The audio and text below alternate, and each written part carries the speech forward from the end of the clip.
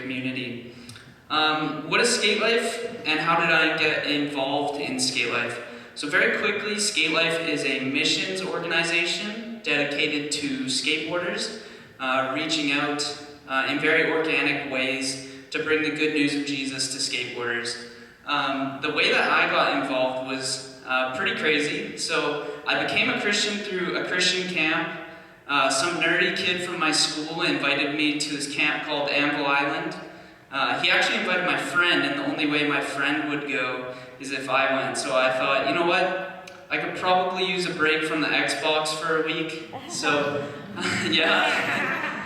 So I thought it might be good to get into the woods, just get away for a bit, and go to this camp. So I went to this camp. Long story short, God grabbed a hold of my heart, changed my life, and I went home very different. And there was something on my heart. I had a vision for the skateboarding community. I knew God gave me this gift in this little piece of wood with 2 wheels, or 4 wheels. And I thought, you know what, maybe God could use this little piece of wood with 4 wheels to do something cool. And this was kind of my vision. At the time, I hadn't read the Bible, so I didn't know that this was God's vision as well, but this was kind of my vision. Oh, I forgot I'm not controlling. Next slide. So this is in Revelation. This is a vision that God has, or that he gives to John. And John says, "After I looked, before me was a mass, a great multitude that no one could count, from every nation, tribe, people, and language, standing before the throne and before the Lamb. They were wearing white robes, holding palm branches in their hands." Next slide. "And they cried out in a loud voice, 'Salvation belongs to our God who sits on the throne and to the Lamb.'" And so my vision was that as part of that, every tribe, every nation, every tongue, that skateboarders would be included in that, standing before God, before the throne. That before the throne there would actually be skateboarders there. Like Dan said, when you think about skateboarders, you don't usually think about them being in church, worshiping, and knowing the love of Jesus. And this was kind of my vision. Before I really read the Bible, I just thought, you know what? This changed my life so much. Skateboarders got to know this love as well. Pretty quickly after I came back from camp, I had this daydream, and I wrote it off super quick. This daydream, at the time, who remembers Blockbuster? So we had a little Blockbuster that was located in Ladner, and it just went out of business. There was an empty lot there, and I thought, oh, how cool would it be to have a little skate park in there, and skateboarders could come and we could skate with them, give them food, share the gospel. And this daydream was about 30 seconds, because immediately I wrote it off and I said, well, I would need insurance. Where would I get money for insurance? I can't afford that. And then I'd have to feed them. I can't afford food. And there's no way skateboarders would sit down and actually listen to me. So this was literally a 30-second daydream that I wrote off like super quickly. Fast forward 4 years later, I'm meeting with this guy. His name's Dean Dahl. He's the head of Skate Life. That connection is really crazy too. It was through some random guy that I barely knew who gave me this guy's business card. And we were connecting over insurance forms, really exciting stuff. And he's like, you know what? We have this conference. You should come check it out. It's this weekend. This conference happened to be every 3 years, and it was a different place in the globe every year. But it just happened that it was in the Hastings area this year, and it was the next week. And so this next week I went there, got to meet all these skateboarders who do similar things to us, reaching out to skateboarders, sharing the gospel. And it was really cool, this network of volunteers and leaders really passionate about the good news of Jesus. And during worship, God brought this daydream to my mind that I hadn't thought of since that 30 seconds 4 years ago. And he kind of whispered in my head, like, you thought that was too big. Look what I've done right here. And among us were probably, 40 or 50 different ministries that all reach skateboarders. Now, today, we have a skate club in Delta, the one that I'm part of. We have 20 skaters every week come We have insurance through Young Life of Canada, which is the mother organization of Skate Life. We have donors who donate food every week. We have donors who donated ramp equipment. And the skaters, as we serve them, actually, they sit, they listen, they engage with the gospel. And it's this thing way bigger than what my daydream ever could have been. And I wrote it off instantly because of all these logistics. It was just something really cool. So I'm going to share a little bit about Skate Life and kind of how practical it is for just everyday life, like our mission, our vision, stuff like that. So I'll give some examples of what we do, but it's also super practical just for everyday life. You can go next slide. So I'm going to go through kind of the core components of who we are, our mission, our vision, but also how it's very practical. So these are our 5 C's. Contact work. This is literally just going outside our own walls, engaging in the community with kids. So the way that Young Life does this, I can't do this. This takes a special personality. But they go into schools, they volunteer as like volleyball coaches and stuff. In Skate Life, we go to the skate park. Contact work is going to where the non-Christians are at, the people outside our church are at, and just engaging with them. Club is kind of where we invite them to our space. So if contact work is going to them, club is inviting them into our space. Camp, self-explanatory, we have some camps, but we do a pretty crazy camp each year. We do a long road trip. Sometimes we get stuck in the middle of the mountains in California, but it's super fun. Core group, kind of like a Bible study, just a core group of kids coming together, wanting to go deeper with Christ. And then finally, we have church. So notice that we don't get to church until we actually go to people. Kind of gone are the days of build it and they will come. We've kind of noticed this in our own youth group and stuff. If we just focus on the program, putting on good events and stuff, and we don't actually engage in the lives of kids, our numbers diminish. We can't just build things and expect that people are to come. Young Life started out of a heart for reaching people not in the church. I think churches are getting very good at doing this, going outside our walls. But at the time, Young Life noticed this huge need that kids outside the church weren't getting reached. And so that's kind of how Young Life started, and then Skate Life out of that. But yeah, very important, going to the broken, going to the hurting, going to the needy, and bringing this amazing news of Jesus to them. Next slide. So this vision is actually what kind of grabbed my heart to become part of Skate Life. So originally I was kind of just doing my own thing at Ladner Baptist Church, but this was the vision of Skate Life, which was that the skateboarding community would become a place that is pervasive with the aroma of Christ. And you could kind of see how that would be very applicable just to everyday life. Man, how cool would it be if Ladner and Tsawwassen were pervasive with the aroma of Christ? How cool would it be that the places that we occupy would be pervasive with the aroma of Christ? Anyone think that's a pretty cool vision? Yes. Yeah. What if baristas? What if servers?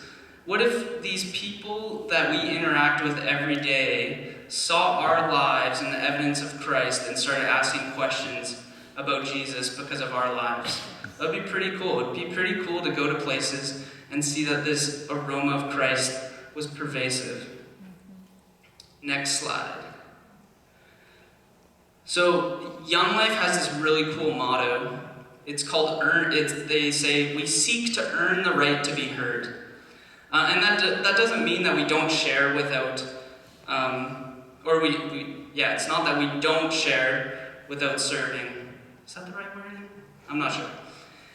Anyways, what they're saying is our lives need to validate our message. And often we'll share the message, And we'll think that people just don't care, but it's that they haven't seen the evidence in our lives that backs up the message. So they don't think the message works because they haven't seen it in our lives yet. And so we seek to earn the right to be heard, that ears would be opened by living lives with people, doing life with people. It's kind of cool because Dan sent me that verse, and I was like, I don't remember sharing this verse with you. Did I send that verse to you? And he said, oh, just lost me for a second. But he said, no, I just thought based on our conversation it was a good verse. But that was actually the verse I was going to share. Sharing our lives. We didn't just share the gospel, we shared our lives with you as well. And this is our mission, to serve the skateboarding community from within the skateboarding community, making use of opportunities to share the gospel. How applicable could that be to just everyday life? I use all these kind of in my life because they're just really great visions and mission statements. But yeah, as we serve people, opportunities will come to share about the good news of Jesus.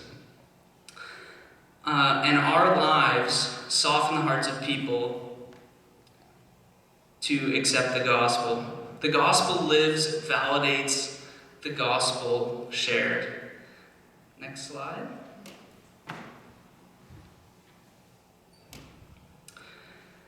So yeah, here's our verse. Because we loved you so much, we were delighted to share with you not only the gospel of God, but our lives as well. I have kind of a cool story. A guy named Ryan, he worked at the skate park, the West 49 skate park. Has anyone ever walked by the West 49 skate park in the mall? It's closed now because of COVID, which is unfortunate. But before COVID, it was pretty bumping. There was lots of skaters there. I would go there quite often. I'm old now, so I can't go there. My knees hurt. I'm older than I look. Right, Kristen? I'm older than I look. But this guy named Ryan, he was the guy that kind of ran the place. He ended up moving to Japan during COVID. And he grew up Christian, or grew up in a Christian home, but he rejected Jesus because kind of stuff in his home that didn't line up with Christianity. But recently he reached out and he said, I started thinking about Christ because of the way the skate life people live their lives. The crazy thing is we never actually shared the gospel with Ryan. And there's a kind of a similar story in Acts. Well, it's called similar, it would be a bit of a reach. It's a bit more extreme, but Paul and Silas are in jail, in chains. God creates this earth. They're there praising God. They're worshiping, and God sends this earthquake. The gates go open, and they're free. Right? Anyone know this story? Yeah, but they don't leave. The gates weren't open for them. The jailer sees that the jailer's in this super awkward position where if they run free, Rome kills him. And so he's super afraid they're going to leave. They say, don't worry, we're not leaving. We're here. They choose to be in jail in order for the jailer to be saved. And they don't share the gospel with him. But what happens is the jailer asks them, hey, how do I be saved? So just them praising God, them living their lives in utter joy, in utter contentment, leads to this guy asking, how do I be saved? And trust me, that happens. For us, I wish I had 1,000 stories of this. I don't. Ryan is one of the few and far between. We don't see tons of baptisms, but we get to be joyful in just planting seed and understanding that God will do the work. I have one more verse for you guys, right here. I planted the seed, Apollos watered it, but God has been making it grow. This is what Paul says to the Corinthian church. Our job as Christians, as believers, is not to make fruit happen. That doesn't happen. Farmers don't make fruit happen. They could do the work of tilling the soil, they could do the work of planting the seed, but they cannot make the seed grow.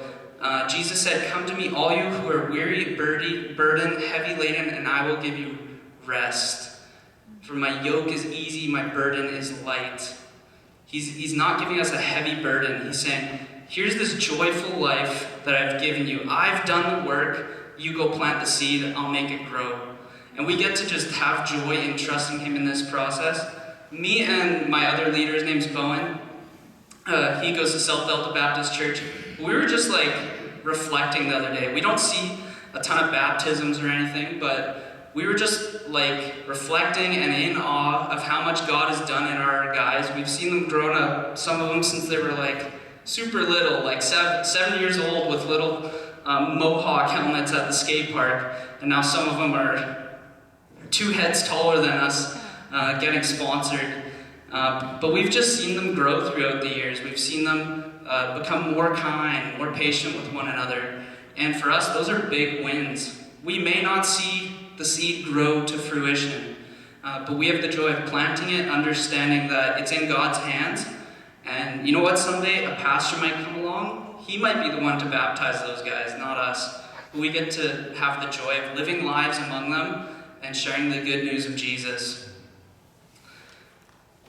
So for you guys, there's nothing special about me and this ministry. There really isn't.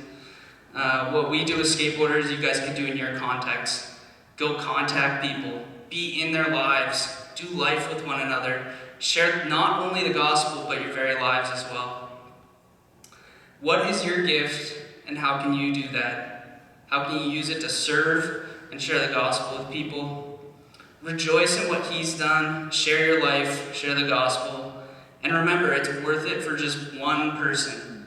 God leaves the 99 for the one. It's worth it for just one person. Thanks for inviting me here, and I'll hand it back to Dan.